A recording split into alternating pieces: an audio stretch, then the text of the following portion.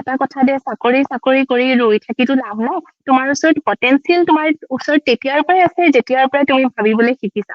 হা, তো সেইটোৱে কথা। বিশেষকৈ ছোৱালীৰ ক্ষেত্ৰত মানে হাজবেণ্ডৰ চাপৰ্টটো বহুত দৰকাৰ। আৰু মোৰ হাজবেণ্ডৰ ফালৰ পৰা মই সঁচাকৈয়ে যথেষ্ট চাপৰ্ট পাইছো। ইভেন তেওঁ মোৰ ষ্টাৰ্টআপটোৰ কো-ফাউণ্ডাৰো হয়। কৌশিক দিয়ে গৱেষণা কৰিবৰ কাৰণে। তো সেই গৱেষণা আচলতে তাৰ উদ্দেশ্য কি? তাৰ উদ্দেশ্য হৈছে যে যিটো আমাৰ চায়েন্স এণ্ড টেকনলজিৰ উদ্দেশ্য যে মানুহৰ দৈনন্দিন জীৱনত এই চায়েন্স এণ্ড টেকনলজিয়ে আৰু বেছি সহায়ক হওক, আৰু বেছি উন্নত কৰক মানুহৰ দৈনন্দিন জীৱনটো। ঠিক আছে, তো ভাবো তেতিয়া কি হয় ন, ছোৱালীৰ ক্ষেত্ৰত কি হয়, এটাটো হৈছে চাকৰি, সেইটো ছোৱালী ল'ৰা দুইজনৰে হয়। তাৰপিছত আহিলে বিয়া, কাৰণ বয়স থাকে, বিয়াৰ এটা বয়স থাকে। তাৰপিছত আকৌ সমানে ঘৰত। সেইকাৰণে মই কি কৰিলো যে মোৰ ফেমিলিটো য'ত থাকিব তাৰ ওচৰে পাজৰে মই মোৰ নিজক এষ্টাব্লিছ কৰিম। তো সেই ধৰণে মই ভাবি ললো। আৰু যিহেতু চাকৰি মানে এটা বোলে অলৰেডি কৰিছে ষ্টাৰ্টআপটো, তেওঁক আৰু আগবঢ়াই নিব বিচাৰিছে, তেতিয়াহ'লে গভৰ্ণমেণ্টৰ স্কিমছ বিলাক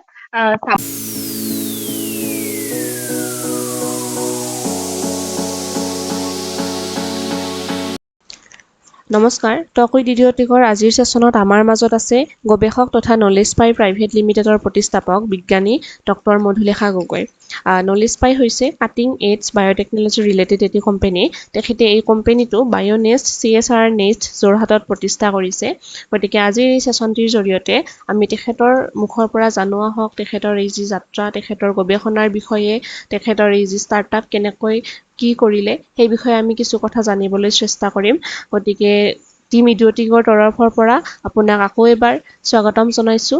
পোনপ্ৰথমতে থেংক ইউ। আপোনাৰ পৰা আমি জানিব বিচাৰিম what is knowledge by private limited, actually মানে এইটো কি, বা সাধাৰণ দৰ্শকে জানিব পৰাকৈ আপুনি আমাক কেনেকৈ ক'ব বিচাৰিব যে এইটো কি একচুৱেলি? হয় হয়।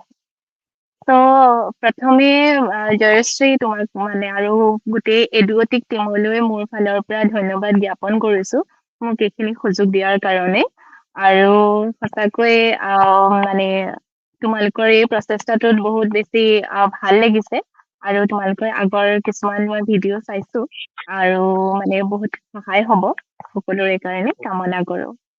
বাকী এতিয়া তোমাৰ প্ৰশ্ন দিলে, নলেজ বাই প্ৰাইভেট লিমিটেড এইটো হৈছে আমাৰ ষ্টাৰ্টআপটোৰ নাম।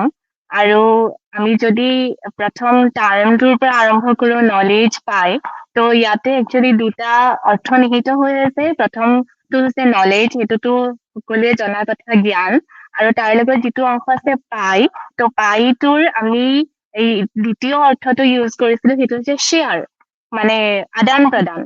তো যিখিনি ধৰি লোৱা মানে অভিজ্ঞতা বা যিখিনি জ্ঞান আমি এতিয়ালৈকে আহৰণ কৰিলো আমাৰ শিক্ষা জীৱনৰ পৰা, তাৰপিছতে গৱেষণা জীৱনৰ পৰা, সেই জ্ঞানখিনি যাতে সাধাৰণ মানুহৰ কাৰণে উপকাৰ হয়, কিবাকৈ যদি তেওঁলোকৰ মানে কাষলৈ লৈ যাব পাৰো, তাৰে প্ৰচেষ্টাত আমি আচলতে আমাৰ এই ষ্টাৰ্টআপটিৰ নামকৰণ কৰিছিলো।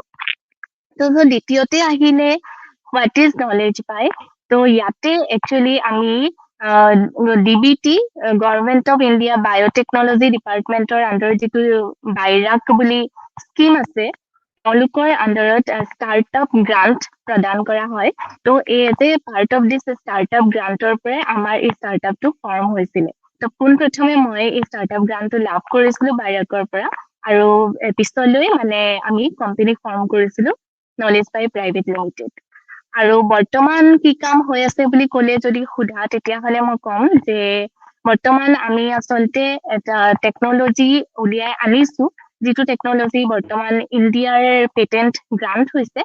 আৰু আমি যিহেতু নেনো পাৰ্টিকল, মোৰ মানে যিটো স্পেচিয়েলাইজ এৰিয়া হয় নেনো চায়েন্স এণ্ড টেকনলজি, তো মেগনেটিক নেনো পাৰ্টিকলৰ ওপৰত আমি কাম কৰি আছিলো।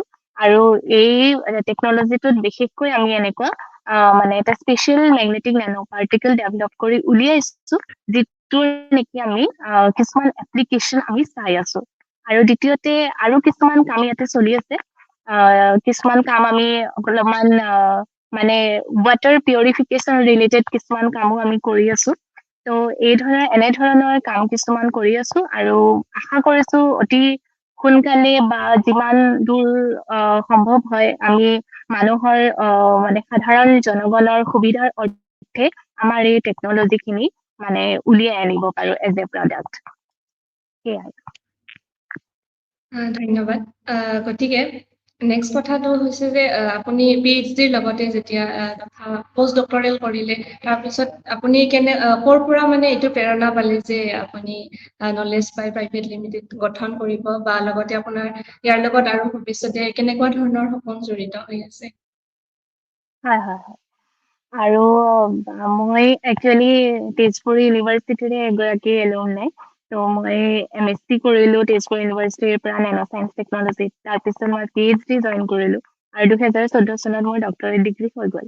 আৰু তাৰপিছতে মই IIT গুৱাহাটীত আছিলো 2 বছৰ as a DST nano mission post doctorate fellow হিচাপে।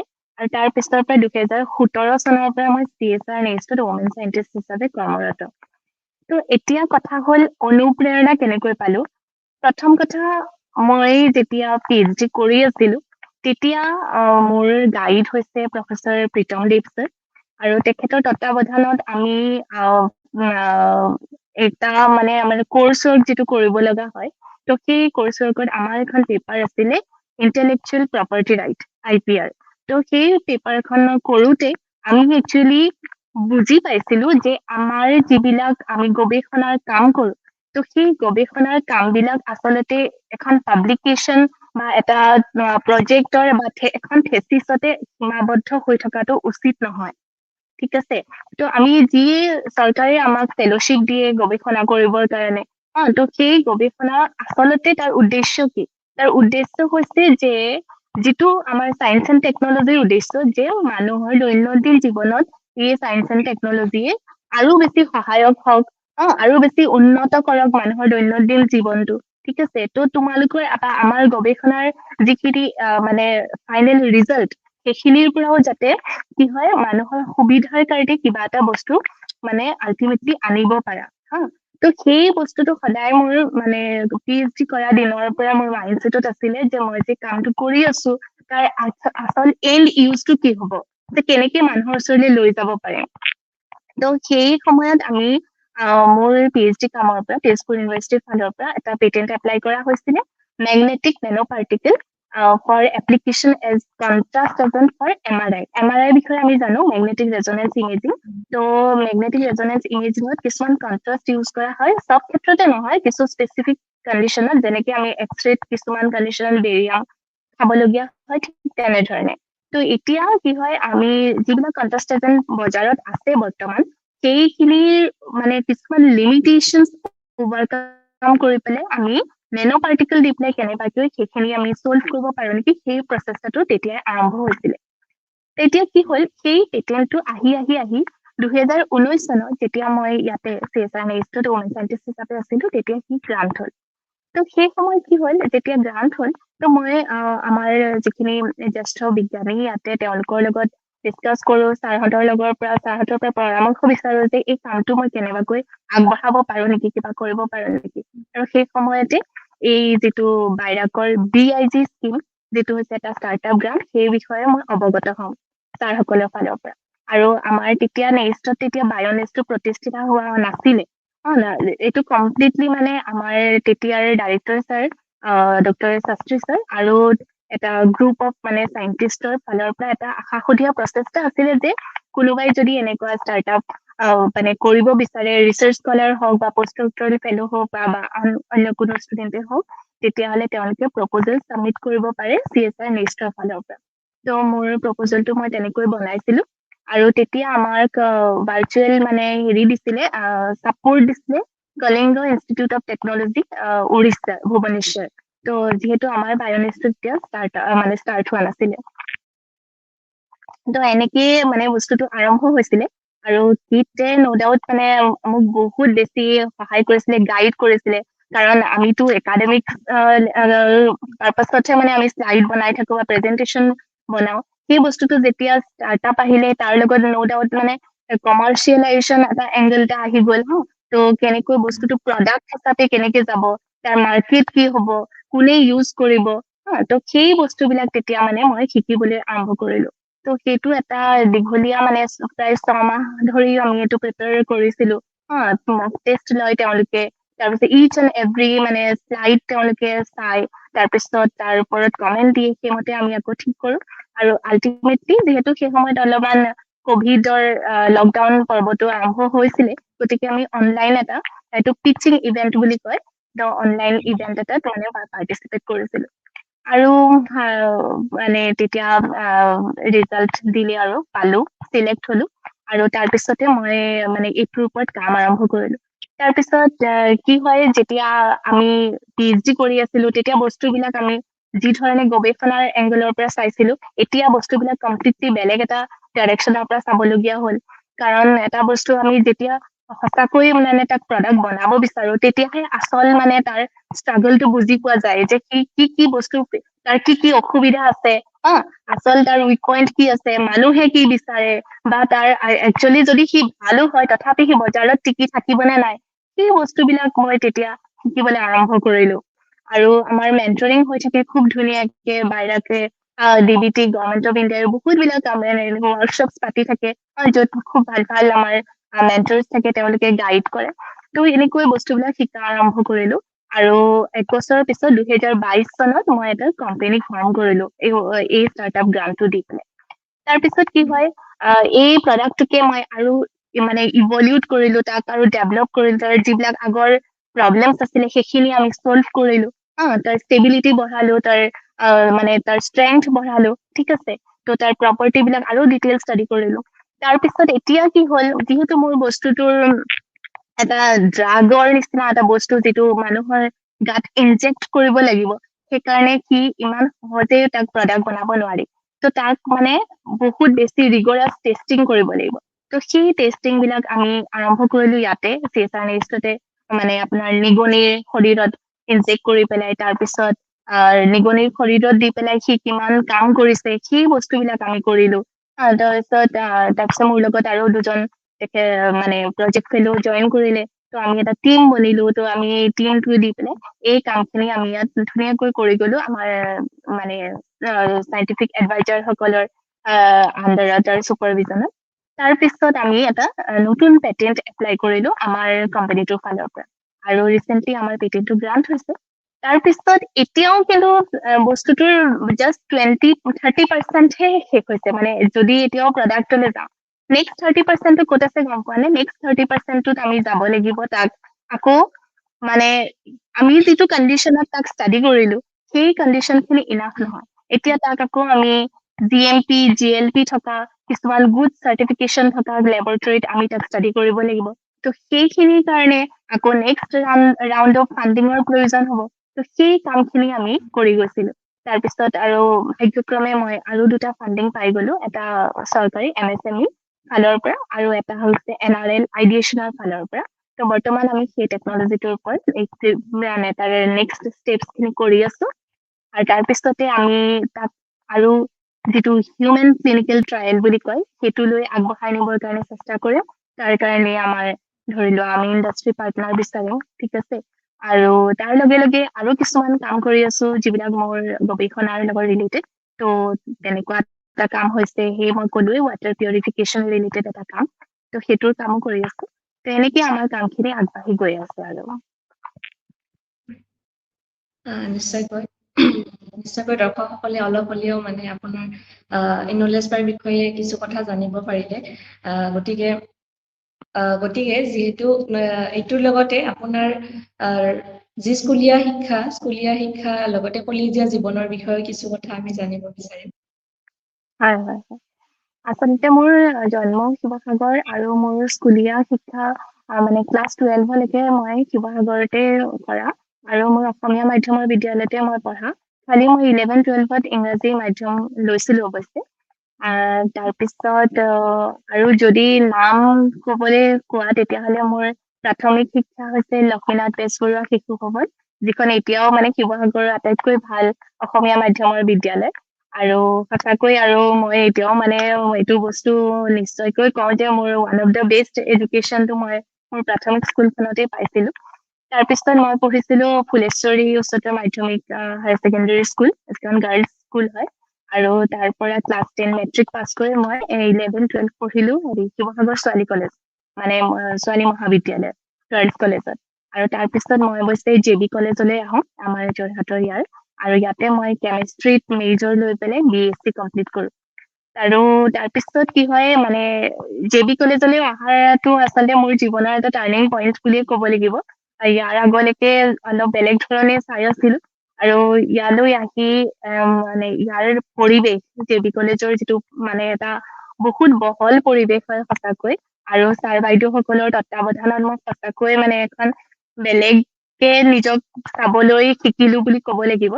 আৰু সেই সময়তে আমি কিছুমান চেমিনাৰ দিব লাগে। ত' মোৰ প্ৰথম চেমিনাৰখন মই BSc কৰি থাকোতে দিছিলো কাৰ্বন নেনো টিউবৰ ওপৰত। ত' সেই বিষয়টো যেতিয়া মানে ষ্টাডি কৰিবলৈ আৰম্ভ কৰিলো, মোৰ ইমান বেছি ভাল লাগিলে। আৰু তেতিয়াৰ পৰা মানে মই বহুত বেছি, তেতিয়া আমাৰ ইণ্টাৰনেটটো আমি কেফেত গৈহে চাব লাগে। ত' nano particle, nano tube, nano science এইবিলাকেই মানে পঢ়া শুনা কৰি থাকো। তাৰপিছত সেই সময়তে আকৌ কি হ'ল, যোৰহাট ইঞ্জিনিয়াৰিং কলেজত এবাৰ এখন ৱৰ্কশ্বপ এটেণ্ড কৰে, মানে অনুষ্ঠান কৰিছিলে নেনো চাইন্স টেকনলজিৰ ওপৰত। আৰু মই মানে তেতিয়া ইমানেই বেছি, আৰু মানে মোৰ লগৰ চবেই গম পাই যে এই ছোৱালীজনীয়ে নেনো চাইন্স পঢ়ি থাকে অনবৰতে। ত' মোক মানে 2-3জন মানে ক'লে যে এনেকুৱা ৱৰ্কশ্বপ এখন আছে নেনো চাইন্সৰ ওপৰত, তুমি এটেণ্ড কৰিবা। তাৰপিছতে হয়, আৰু মানে ভাগ্যক্ৰমে মই সেইখনলৈ গৈ পালো। আৰু তাতে আমাৰ শ্ৰদ্ধাৰ প্ৰফেচাৰ অমৰজ্যোতি চৌধুৰী ছাৰ আৰু প্ৰফেচাৰ অৰুণ চট্টোপাধ্যায় ছাৰ দুইজনে আছিলে। আৰু তেখেতসকলৰ মানে বক্তৃতা শুনাৰ পিছত সঁচাকৈ বেলেগ একো ভাবিবলে নহলে, মানে মই যদি ফিউচাৰ কিবা পঢ়িম আৰু নেনো চাইন্স টেকনলজিও পঢ়িম, ইমান বেছি ভাল লাগিলে, ইমান বেছি অভিভূত হলো এই পৃথিৱীখনৰ বিষয়ে গম পাই। আৰু তাৰপিছত আকৌ গম পালো যে আমাৰ দূৰলৈ যাবই নালাগে, তেজপুৰ ইউনিভাৰ্চিটিতে ধুনীয়া এটা কৰ্চ আছে MSc নেনো চাইন্স টেকনলজি, আৰু তাৰ এন্ট্ৰেন্স দিলো। তাৰপিছত মই চিলেক্ট হলো আৰু MSc কৰিলো তেজপুৰ ইউনিভাৰ্চিটিৰ পৰা নেনো চাইন্স টেকনলজি। এটা বৰ ধুনীয়া কৰ্চ আছিলে। কৰ্চটোৰ মানে এটা বহুত ভাল লগা দিশ আছিলে যে এই কৰ্চটোত আমি পলিমাৰ চায়েন্স, তাৰপিছতে মলিকুলাৰ বায়লজি এণ্ড বায়'টেকনলজি, ফিজিক্সৰ কোৱান্টাম ফিজিক্স, ষ্টেটিষ্টিকেল ফিজিক্স, তাৰপিছত আমি আৰু আমি চিও পঢ়িছিলো, চি লেংগুৱেজ গালি ছাৰে পঢ়ুৱাইছিলে। ত' এই গোটেইখিনি এটা সম্যক জ্ঞান আমাক দিছিলে। বৰ ধুনীয়া কৰ্চ আছিলে। আৰু আমাৰ দুটা প্ৰজেক্ট আছিলে ইয়াতে, এটা মাইনৰ প্ৰজেক্ট থাৰ্ড ছেমিষ্টাৰত আমি কৰিব লাগে, আৰু যিটো আমাৰ মেজৰ প্ৰজেক্ট হয় ফ'ৰ্থ ছেমিষ্টাৰত, সেইটো আমাক মানে ইনস্পায়াৰ কৰিছিলে ইউনিভাৰ্চিটিৰ ফালৰ পৰা যে তোমালোকে বেলেগ এটা ইনষ্টিটিউটত গৈ কৰাগে, যাতে তোমালোকে এক্সপ্ল'ৰ কৰিব পাৰা। ত' সেই সুবিধাতে মই নেশ্যনেল কেমিকেল লেবৰেটৰী যিটো পুনেত আছে, তাত ছমহীয়া এটা প্ৰজেক্ট কৰিছিলো। আৰু সেই সময়খিনি মই সঁচাকৈ বহুত বেছি মানে ধন্যবাদ জনাও, মোক মানে একদম মটিভেট কৰি দিছিলে তাৰ পৰিৱেশটোৱে, যে সঁচাকে ৰিচাৰ্চ কৰিমেই, মানে PhD কৰিমেই। ত' সেই তেনেকৈ জাৰ্ণিটো আৰম্ভ হ'ল। আৰু তাৰপিছত মই প্ৰফেচাৰ প্ৰীতম দেৱ ছাৰৰ লগত PhD জইন কৰিলো 2010 চনত। আৰু ছাৰে তেতিয়াৰ দিনতে 2010 চনতে ছাৰে মানে এটা বৃহৎ প্ৰজেক্ট আনিছিলে, যিটো ছাৰৰ মানে এটা বিৰাট ডাঙৰ এটা মানে কি বুলি ক'ম, এটা দূৰদৰ্শী এটা প্ৰজেক্ট আছিলে, যিটোৰ আধাৰত ছাৰে মানে বহুত মানে ভাল ভাল ইকুইপমেন্ট ক্ৰয় কৰিছিলে, যিকেইটা এতিয়াও বৰ্তমান চলি আছে কোম্পানীৰ। এতিয়াও মই ছাৰৰ ওচৰত ইউজ কৰিব যাওঁ, PPMS আৰু AFM। ত' আমি তেতিয়াই মানে সেই মেগনেটিক নেনো পাৰ্টিকেলৰ ওপৰত কাম ষ্টাৰ্ট কৰিছিলো, আৰু মই কোৱান্টাম ডটৰ ওপৰতো কাম কৰিছিলো। ত' MRI কণ্ট্ৰাষ্ট এজেন্ট হিচাপে চাইছিলো, তাৰপিছত বেলেগ ফ্ল'ৰচেণ্ট মেটেৰিয়েল হিচাপে চাইছিলো। আৰু এনেকে মানে ইউনিভাৰ্চিটিৰ পৰা PhD কৰি উঠি আৰু গৱেষণাকে জীৱনৰ মানে মুখ্য কৰি পেলাই আগবাঢ়ি গৈ আছো আৰু তেতিয়াৰ পৰাই। গতিকে যিহেতু আপুনি স্কুলীয়া শিক্ষা হওক বা কলেজীয়া শিক্ষা অসমতে গ্ৰহণ কৰিছে হয় হয় গোটেইখিনি, গতিকে অসমত গ্ৰহণ কৰি আপুনি অসমৰ যি শিক্ষা ব্যৱস্থা বা সামাজিক যি পৰিৱেশ, সেইটো আপুনি ইয়াতে গ্ৰহণ কৰি ষ্টাৰ্টআপ গঢ় দিছে। গতিকে এই পৰিৱেশ ষ্টাৰ্টআপ এটি গঢ় দিবৰ কাৰণে মানে আপুনি কিমান পৰিপক্ক বুলি ভাবে, বা কিবা আৰু কৰিবলগীয়া আছে নেকি ইয়াত, ধৰক ভৱিষ্যতলৈ কিবা ইয়াৰ চেঞ্জ হ'ব লগা আছে নেকি অসমৰ যি বৰ্তমানৰ হয় হয়। পৰিৱেশ? এতিয়া এই কথাটো আচলতে কি হয় ন, মানে মই যেতিয়া শিক্ষা গ্ৰহণ কৰিছিলো ধৰি লোৱা 2000 চনৰ আগৰখিনি স্কুলীয়া শিক্ষা হা, তো তেতিয়াৰ লগত যদি মই এতিয়াৰ মানে 2023-24 শিক্ষা ব্যৱস্থাক যদি কম্পেয়াৰ কৰো, অলৰেডি তাতে বহুত চেঞ্জেছ হৈছে মানে, ঠিক আছে। তো আমি যেতিয়া গ্ৰহণ কৰি আছিলো তেতিয়া কিন্তু ষ্টাৰ্টআপৰ হেৰিটো ইমান নাছিলে হা, তেতিয়া মানে কনচেপ্টটো ইমান নাছিলে।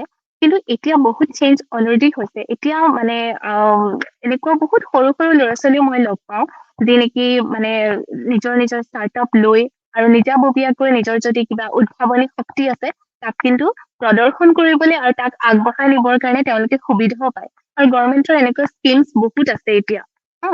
আৰু আজিকালি মানে নজনা কথা বুলিবলৈ পৃথিৱীত একোৱে নাই, কাৰণ আমাৰ দিনত আমি সৰু ইনফৰমেশ্যন এটা পাবৰ কাৰণেও বহুত বেছি মানে প্ৰব্লেম আছিলে। বন্ধুৰ পৰা পোৱা বা ডাঙৰ চিনিয়ৰৰ পৰা পোৱাৰ বাহিৰে বেলেগ উপায় নাই। কিন্তু এতিয়া তোমাৰ হাততে গোটেই পৃথিৱীখন আছে, মোবাইলটো আছে যেতিয়া, ইন্টাৰনেট কানেকশ্যন আছে যেতিয়া, গতিকে মানে এতিয়াৰ ব্যৱস্থাটোত যদি কিবা চেঞ্জ কৰিবলগীয়া আছে তেতিয়াহ'লে ভাবো যে মানে আৰু বেছি ইনস্পায়াৰহে কৰিব লাগে ল'ৰা ছোৱালীখিনিক, যে মানে তোমালোকৰ যি যি উদ্ভাৱনী শক্তি আছে সেই উদ্ভাৱনী শক্তিখিনি বা তোমালোকে পৰিপক্কতা দি পেলাই হা, আৰু মানে এইটো নহয় যে মানে ষ্টাৰ্টআপ মানে কিন্তু এনেকুৱা নহয় যে আমাৰ অসমীয়া সমাজৰ এটা বদনাম আছে যে পিচিঅ খুলিলে চবেই পিচিঅ খোলে, অটো কিনিলে চবেই অটো কিনে, সেইটো নহয়। বা চাহপাতৰ ব্যৱসায় কৰিলে চবে চাহপাতৰ ব্যৱসায় কৰে, সেইটো নহয়। মানে এটা কথা, এতিয়া চাহপাতৰ ইমানখিনি আমাৰ হেৰি আছে ন ডাউট, কিন্তু আমি যদি এখন হোটেলত যাওঁ এতিয়াও দেখোন আমাক তেতলিৰ পেকেজটোৱে দিয়ে, হয় নে নহয়? ত আমি সেই পৰ্যায়টো কিয় পাব পৰা নাই? সেইটোক যদি কোনোবাই মাৰ্কেটিং কৰি চাহপাতখিনি তালে লৈ যাব পাৰে, সেইটোও এটা ষ্টাৰ্টআপেই হয় আচলতে। এইটো নহয় মানে এতিয়া তোমালোকে যিটো কৰি আছা সেইটোও এটা বহুত চাকচেছফুল ষ্টাৰ্টআপ হ'ব পাৰে, ঠিক আছে। গতিকে মানে অকল চাকৰি মানে কি মুখ্য কৰি পেলাই যদি শিক্ষা দিয়া হয়, অকল স্কুলতে নহয় বা ঘৰতো হয়, তেতিয়াহ'লে আচলতে এটা সময়ত মানে ল'ৰা ছোৱালীখিনি অকমান প্ৰব্লেমত পৰিব। কাৰণ এতিয়াতো দেখিছা, এতিয়া AI যুগ হয়, আৰ্টিফিচিয়েল ইণ্টেলিজেন্সৰ যুগ হয়। এতিয়াৰ যুগত বহুত বিলাক চাকৰি এনেও ইন ফিউচাৰ নাথাকিবই, যেনে ধৰি লোৱা data entry operator, office assistant, এইবিলাকতো মানে বা ডিজিটেল ক্ৰিয়েটৰ হয় কি নহয়, এইবিলাকতো AI দি পেলাই মানুহে অতি ফ্ৰীকে নিজৰ মোবাইলতে কৰি ল'ব পাৰে। ত কোনেনো আকৌ হায়াৰ কৰিব তাৰ কাৰণে? ত সেই মাইণ্ডছেটটো অকমান মানে ল'ৰা ছোৱালীৰ ক্ষেত্ৰত মানে মাক দেউতাকেও অভিভাৱকেও বা তেওঁলোকৰ শিক্ষাগুৰুসকলেও মানে আনি দিব লাগে যে খোজৰ লগত মানে জগতৰ লগত মানে মিলি চলা, এইটো ধৰণে আৰু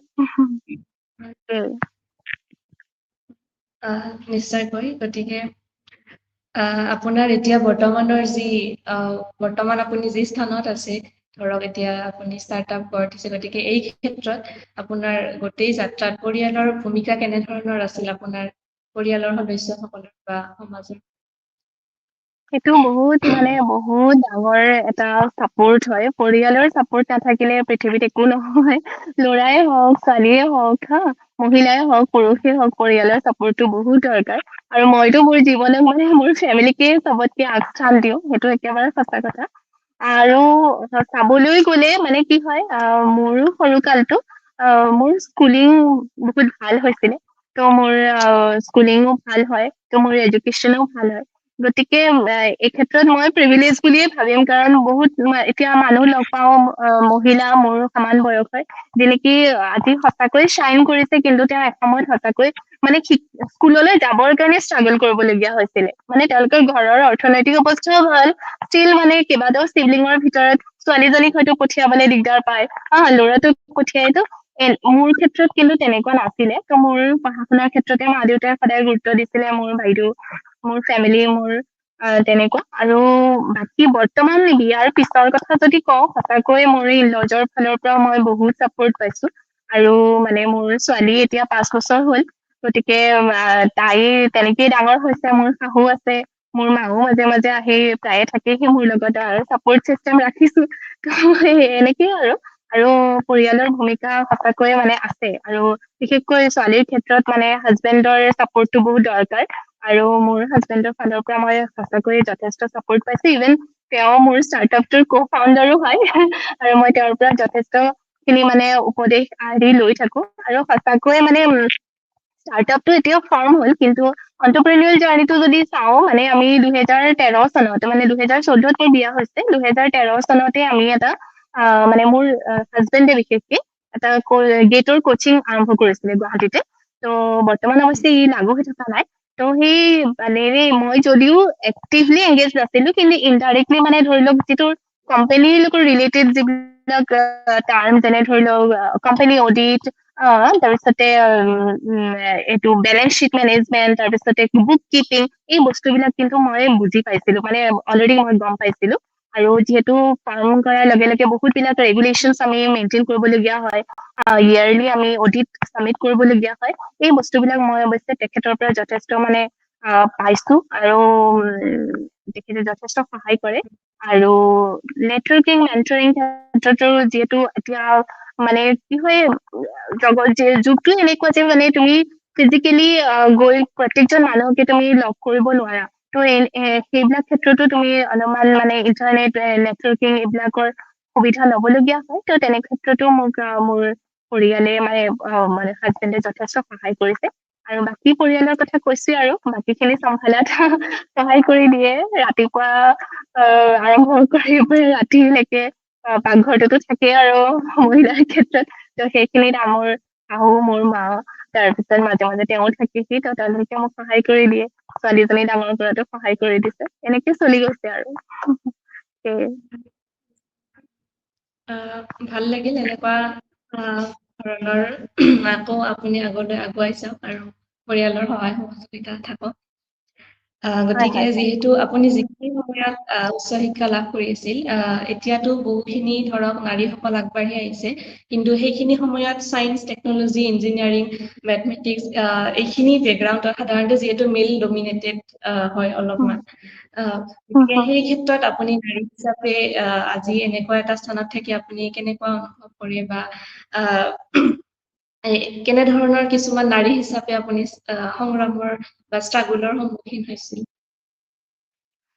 হয় সেইটো অৱশ্যে এটা ভাবিবলগীয়া মানে এটা কথাই হয় চায়েন্স এণ্ড টেকনলজিৰ ক্ষেত্ৰত বিশেষকৈ এনেকুৱা higher education P H D লৈকেও ঠিকে আছে তাৰপিছত পষ্ট ডক্টৰেল কৰিবলৈ মানে কি হয় পি এইচ ডি লৈকেও কৰে ইভেন এতিয়াও যদি তুমি দেখা প্ৰত্যেকটো ইনষ্টিটিউটতে মানে 50% নহলেও 60% নহলেও 50% ছোৱালী থাকে কিন্তু কিন্তু তাৰ পিছত যেতিয়া আমি তাৰ পিছৰ কথা ভাবো তেতিয়া কি হয় ন ছোৱালীৰ ক্ষেত্ৰত কি হয় এটাটো হৈছে চাকৰি সেইটো ছোৱালী ল'ৰা দুইজনৰে হয় তাৰ পিছত আহিলে বিয়া কাৰণ বয়স থাকে বিয়াৰ এটা বয়স থাকে তাৰ পিছত আকৌ সমানে ঘৰৰ এটা দায়িত্ব লবলগীয়া হয় এই বস্তুবিলাক আহি যায় এতিয়া মোৰ ক্ষেত্ৰত মানে কি হয় মোৰ যেতিয়া মানে জাষ্ট পি এইচ ডি শেষ হৈছে ত' তেতিয়া মোৰ ক্ষেত্ৰত আছিলে যে মোৰ মা দেউতাই মোক সেইখিনি ফ্লেক্সিবিলিটি দিছিলে যে তুমি এতিয়াও মানে তুমি কি কৰিব পাৰা তোমাৰ ইচ্ছামতে কৰিব পাৰা ঠিক আছে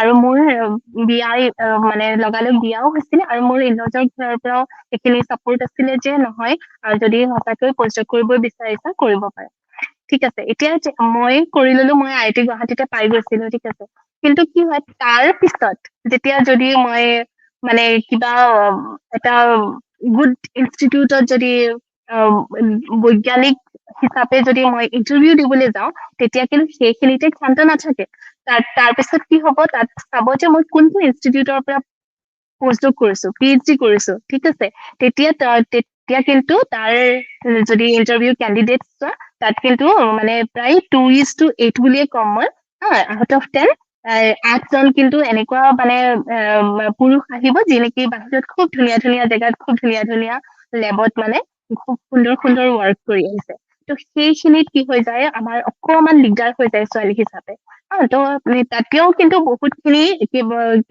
নাই বুলি নকওঁ তাৰ ভিতৰতো 2-3জনী ছোৱালী ওলাব যি নেকি সঁচাকৈয়ে মানে সেই ড্ৰিমটো পাৰ্চু কৰি পেলাই ভাল ধৰণে কাম কৰি আহিছে আৰু তেওঁলোকেও মানে তাত কম্পিট কৰিব পাৰিছে ত' আমি কি হয় এতিয়া মোৰ ক্ষেত্ৰত মই কৈছো যে সেইটো কমপ্লিটলি আপোনাৰ চইচৰ ওপৰত ডিপেণ্ড কৰিব যে ছোৱালীগৰাকী কেনেকে নিজৰ জীৱনটো আগবঢ়াই নিব বিচাৰিছে ত মোৰ ক্ষেত্ৰত মই কৈছো যে মই ফেমিলিক অকমান বেছি আগস্থান দিছিলো ত সেইকাৰণে মই কি কৰিলো যে মোৰ ফেমিলিটো য'ত থাকিব তাৰ ওচৰে পাজৰে মই মোৰ নিজক এষ্টাব্লিছ কৰিম ত সেই ধৰণে মই ভাবি ললো আৰু যিহেতু মোৰ হাজবেণ্ডৰ চাকৰি ফাইনেলি যোৰহাটত ছেটেল হ'ল, গতিকে যোৰহাটত তেতিয়া CSR নেক্সট আছিলে, য'ত নেকি মই মোৰ মানে নেক্সট ষ্টেপছখিনি মই কৰিব পাৰো, তেনেকুৱা এটা সুবিধা আছিলে। আৰু সঁচাকৈ 22 লাখ মই এটা গভৰ্ণমেণ্টৰ ফেলোশ্বিপ পাই গৈছিলো NPD, আৰু সেই তেনেকেই বস্তুটো মানে গঢ় দি গলো আৰু। গতিকে নাৰীসকলৰ ক্ষেত্ৰত মই ভাবো যিটো বস্তু যেনেকে হয় সেইটো একচেপ্ট কৰি পেলাই তাৰ ওপৰত বেছ কৰি তেওঁলোকে মানে বস্তুবিলাক তেনেকে প্লেনিং কৰিব লাগে, যে আপুনি হয় আপোনাৰ যদি ফেমিলিৰ কাৰণে আপুনি যাব পৰা নাই, তেতিয়াহ'লে আপুনি সেই বস্তুটো একচেপ্ট কৰি লওক, ঠিক আছে। তো একচেপ্ট কৰি পেলাই আপুনি নেক্সট প্লেনটো বনাওক, নেক্সট প্লেন অফ একশ্যন বনাওক, যে আপুনি কি কৰিব পাৰে যদি কাৰোবাৰ সেইটো আছে। আৰু যদি কাৰোবাৰ নাই তেতিয়াহ'লে ন' ডাউট তেওঁ বাহিৰত গৈ খুব ধুনীয়াকৈ কৰিব পাৰে, খুব ধুনীয়াকৈ জ্ঞান আহৰণ কৰি আহিব পাৰে, তাৰপিছত সেই জ্ঞানখিনি ইউজ কৰি পেলাই আকৌ বেলেগক বিতৰণ কৰিব পাৰে, এনেকুৱা ধৰণৰ আছে। তো আৰু মই যদি নাৰী হিচাপে কিবা চেলেঞ্জ পাইছো বুলি কওঁ, তেতিয়াহ'লে কি হয়, সেইটো বেলেগ চেলেঞ্জ একো নহয়, সেইটো মই নিজে নিজক দিয়া চেলেঞ্জ, যে মই মোৰ দিনটোৰ 24 ঘণ্টাৰ অলপ সময় মই মোৰ ছোৱালীজনীক দিম। সেইকাৰণে মই মোৰ ৱৰ্ক শ্বেডিউলটো মই এটা শ্বেডিউল কৰি ৰাখিছো, যে মই ইমানখিনি সময়ৰ ভিতৰতে কামখিনি কৰিম, যিয়ে কৰিব লগা থাকে। আৰু বাকী সময়খিনি মই মোৰ ছোৱালীজনী বা মোৰ ফেমিলিটোৰ লগত থাকিম। কাৰণ তাই এতিয়া উঠি অহা ছোৱালীজনী, তাইকো ময়ে চাব লাগিব, ময়ে তাইক ডাঙৰ কৰিব লাগিব, মোৰ দৰে ইণ্ডিপেণ্ডেণ্ট কৰিবৰ কাৰণে ময়ে তাইক সেই কৰিব লাগিব। তো সেই বস্তুটো, আৰু তেনে ক্ষেত্ৰত একচুৱেলি মোৰ যিকেইজন ছুপাৰভাইজাৰ মই এতিয়ালৈকে লগ পাইছো, মোৰ আগৰ PhD গাইডৰ কথাটো বেলেগ, তেখেতৰ তেতিয়া মই কমপ্লিট এগৰাকী ফুল টাইম PhD ৱৰ্কাৰ।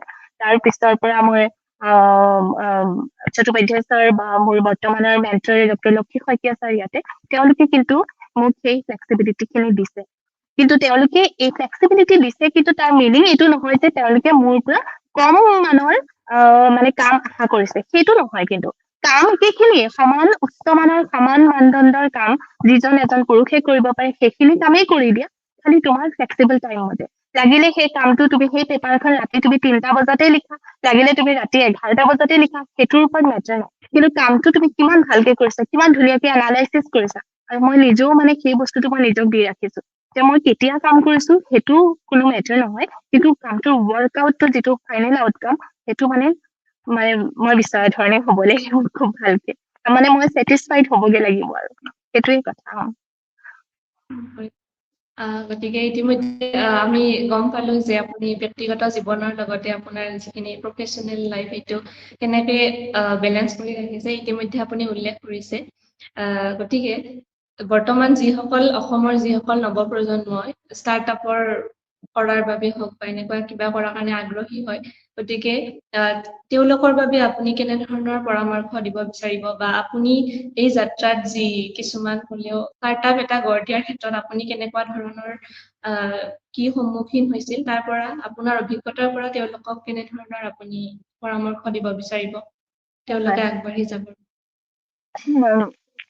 ষ্টাৰ্টআপটো গঢ় দি প্ৰথম ফৰ্ম কৰি লোৱাটো মানে বহুত বেছি জটিল নহয় হা, কিন্তু তাক তুমি কেনেকৈ হেৰি কৰিছা, প্ৰথম কথাত সেইটো বস্তু বুজি পাব লাগিব, যে যোনজনে কিবা এটা কাম কৰিব বিচাৰিছে, তেওঁ সেই কামটো কিয় কৰিব বিচাৰিছে, সেই কামটোৰ মানে কিমান নিড আছে।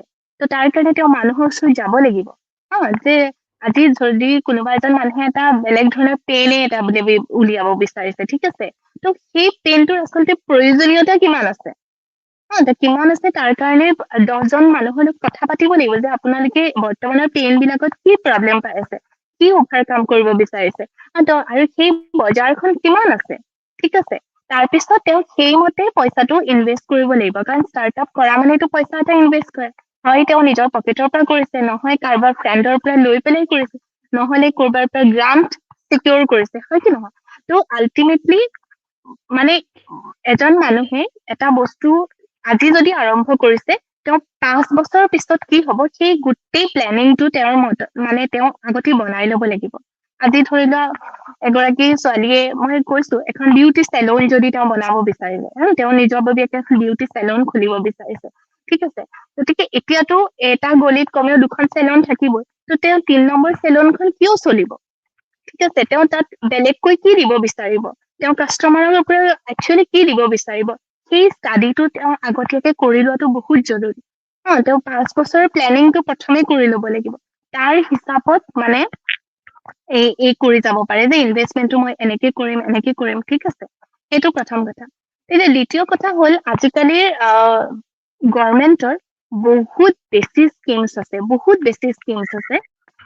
কিছুমানটো মানে স্কুলৰ ল'ৰা ছোৱালীৰ কাৰণেও কিছুমান স্কিমছ আছে, য'ত নেকি তেওঁলোকে তেওঁলোকৰ উদ্ভাৱনী প্ৰদৰ্শন কৰিব পাৰে, আৰু যদি সেই উদ্ভাৱনীটো সঁচাকৈ পটেনচিয়েল আছে তেতিয়াহ'লে তাক মানে আৰু ফাৰ্ডাৰ কাৰণে লৈ যাব পাৰে। সেই স্কিমছ বিলাক অলপমান মানে স্কুলৰ টিচাৰ বিলাকেও অলপমান জানি লৈ পেলাই ল'ৰা ছোৱালীৰ আগত অৱগত কৰাব লাগে। তেনেকুৱা আছে কিন্তু দেই, মই লগ পাইছো বহুত বিলাক স্কুলৰ টিচাৰে এইবিলাক ক্ষেত্ৰত বহুত আগভাগ লয়। তেনেকুৱা মানে তেওঁলোকে নিজে টিচাৰে মানে গ্ৰুপ বনাই পেলাই ল'ৰা ছোৱালীক হতুৱাই এইবিলাক কৰোৱায়। আৰু মানে মেইন এই চায়েন্স এণ্ড টেকনলজিটোৰ মেইন উদ্দেশ্যটো আগতেও মই কৈ আহিছো যে কি আমাৰ দৈনন্দিন জীৱনটো আৰু বেছি উন্নত কৰা, আৰু যিখিনি আমাৰ প্ৰব্লেম এতিয়া পাই আছো, এতিয়া আমাৰ যিবোৰ প্ৰব্লেম, বেচিক প্ৰব্লেম আমাৰ কি হয়, প্লাষ্টিকৰ প্ৰব্লেম, ত সেইটোক চল্ভ কৰা, ঠিক আছে? তাৰপিছত আমাৰ যিবোৰ প্ৰদূষণৰ প্ৰব্লেম, ত প্ৰদূষণ মুক্ত কৰি কিবা এটা আমি কৰিব পাৰো নেকি, সেই বস্তুবিলাকৰ মানে ওপৰত সঁচাকৈ গুৰুত্ব দিব লাগে। আৰু তাৰ কাৰণে সঁচাকৈ আৰু মানে এটা কথা দে, চাকৰি কৰি ৰৈ থাকিতো লাভ নাই। তোমাৰ ওচৰত পটেনচিয়েল তোমাৰ ওচৰত তেতিয়াৰ পৰাই আছে যেতিয়াৰ পৰাই তুমি ভাবিবলৈ শিকিছা। ত সেইটোৱে কথা। গতিকে আৰু বেলেগ কি ক'ম, আৰু যদি কোনোবাই সঁচাকৈ মানে এটা বোলে অলৰেডি কৰিছে ষ্টাৰ্টআপটো, তেওঁক আৰু আগবঢ়াই নিব বিচাৰিছে, তেতিয়াহ'লে গভৰ্ণমেন্টৰ স্কিমছ বিলাক চাব পাৰে। বহুত বেছি স্কিমছ আছে, আৰু ইভেন এতিয়া প্ৰত্যেকবোৰ যিবোৰ কোম্পানী বিলাক, টাটা হওক লাগিলে, টাটা চাউন্স হওক লাগিলে, ৰিলায়েন্স হওক লাগিলে, বা এতিয়াতো ইভেন বেংক বিলাকে, HDFC বেংক, SBI বেংক, তেওঁলোকেও কলগেট চবেই নিজৰ নিজৰ ষ্টাৰ্টআপ ব্ৰাঞ্চ বিলাক মুকলি কৰি দিছে। ত সেইখিনি এভেইল কৰি প্ৰথম প্ৰাৰম্ভিক কাৰ্যকলাপ খিনি মানে কৰি যাব পাৰে ল'ৰা ছোৱালী খিনিয়ে। আৰু ইন্টাৰনেটটো আছে, মোবাইলটো আছে, ত তাতে মাৰি দিলেই হ'ল। ত বহুত বিলাক এনেকুৱা ভিডিঅ'জ পাব, মই প্ৰপাৰলি এতিয়া গোটেইখিনি ক'ব পৰা নাই, এখন শ্বিটখন লাগিব ফ্ৰণ্টত। ত সেই বস্তুবিলাক চাই পেলাই সেইমতে মানে আগবাঢ়ি গৈ থাকিব পাৰে। সেইটোৱে কথা। ধন্যবাদ। গতিকে শেষত এইটো প্ৰশ্ন সুধিব বিচাৰিম যে এইটো জানিব বিচাৰিম যে দৰ্শকসকলৰ বাবে যদিহে কোনোবাই আপোনাৰ ধৰক কোম্পেনীত এপ্লাই কৰিব বিচাৰে, বা কোনো মানুহৰ প্ৰয়োজন, তেনেকুৱা ধৰণৰ ইলিজিবিলিটি লাগিব বা কেনেধৰণৰ ৰিকুৱাৰমেন্ট লাগিব সেই মানে মানুহজনৰ কাৰণে, যদিহে আপোনাৰ কোম্পেনীত কিবা ধৰণে জড়িত হ'ব বিচাৰে? অকে, ত বৰ্তমান আমাৰ কোম্পানীত মানে নলেজ পাই দুই ধৰণে আমি আগবঢ়াই লৈ গৈ আছো। এটাটো হৈছে প্ৰথম টেকনলজি ইভেলুৱেশ্যন, যিটো আমি ক'লোৱে টেকনিকেল পাৰ্টটো।